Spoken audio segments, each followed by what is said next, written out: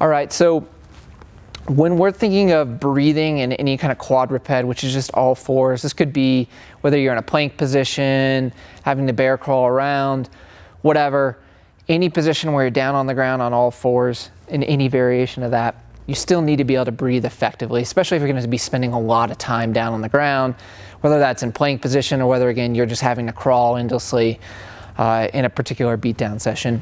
So when you're down there, you want to try to maintain a fairly neutral spine. You know, when you get fatigued, it's going to be normal to have that lower back collapse a little bit and have the tension here. But with your starting point, when you're beginning, you should always be in this neutral position for as long as you can, because that's going to distribute the load between the core and your lower back. Whereas if you start in this kind of compromised position, you're already loading, and a lot of times you're passively hanging on some of the tissues here in your lower back. And this is also going to light up your hip flexors quite a bit. Where again, if you can maintain a little bit more neutral position, you're going to distribute that load, and it's going to take a lot longer before your lower back starts to really hurt. So when you're here in that position, you're breathing, you want to try to breathe in through the nose, out through the mouth. If your heart rate's high enough, say you're doing this in the middle of a beat down session or after a run or something like that, then your heart rate might be too high for that to happen. Your breathing rate will be really high. But either way, you want to have a nice big inhale through the mouth and through the nose, and then full exhales. And when you're breathing in, it shouldn't be these really shallow, fast breaths. Instead, you want to have a nice big breath in. You want to think of 360-degree expansion.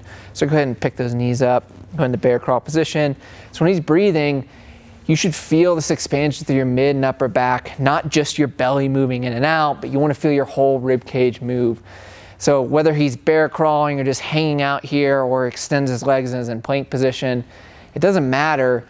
You should be able to continue to feel air come in through your mid and upper back.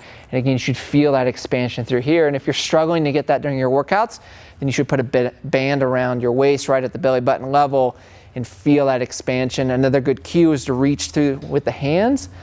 By reaching away with the pinkies, pushing, you'll get a lot more expansion through that mid back and upper back. And again, if you're starting to feel these guys lock up, your lower back get really lit up, that's a really good way to shift the emphasis and relieve some of that tension.